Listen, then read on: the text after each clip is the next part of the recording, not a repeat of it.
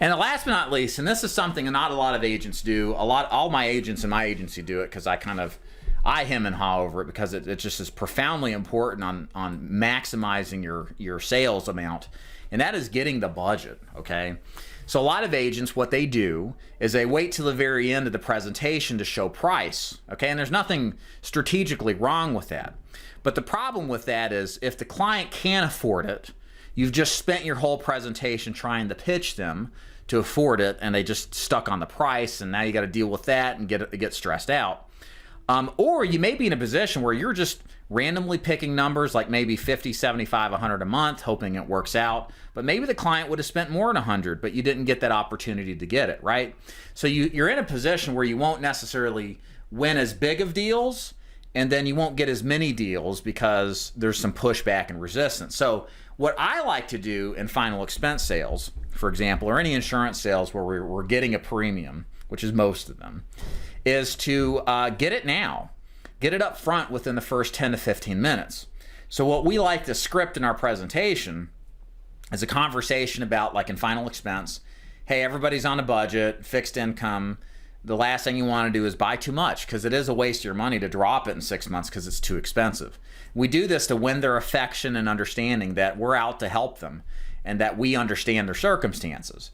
And now that we've gotten their trust, well, then we reach for the stars. We say things like, if I can qualify for a program today, can you afford somewhere between $150 to $200 a month? We start really high. And what this affords us the opportunity to is win the big deals when they come.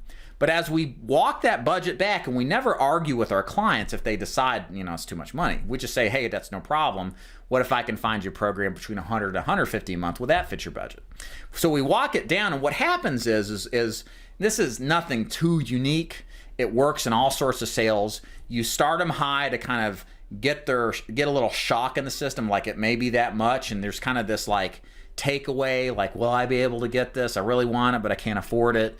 But you drop it down, and many times what happens is when you start at 200, you really end up, like for us, in the 75 to 100 range is common, sometimes 50 to 75. But what invariably happens is that our average case sizes are much higher than the industry average in my experience because of this.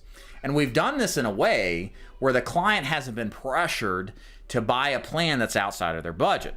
So they may end up at 75 to 100, then we can just pitch them at 75, 100, and 125 at the very end because we've got a budget for the first two that's within the range and then a stretch goal if for some reason, they're in a position where they now feel a little better now they know what it's about, right? But what this does is it allows us to maximize the amount of money we earn per sale and the amount of case size we can get per sale, no matter where the client is on budget. And yeah, I'll go down to $10 a month. I don't care. I don't have any shame. Money's money. An insurance policy is an insurance policy. Whatever it is going to help the client. But the point here is, in my experience, using this methodology has increased our case sizes, made our business more profitable in the final expense space, but this would absolutely work everywhere. It's a pretty standard approach to use. It takes a little chutzpah, but it does work.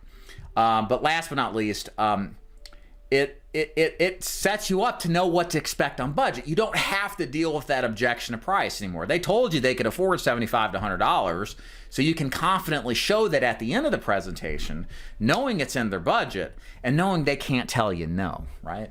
So it's a great strategy that I wish more agents would use because they'd sell more, they'd make more, and the client wouldn't feel any stress associated with it as the pitch is being made.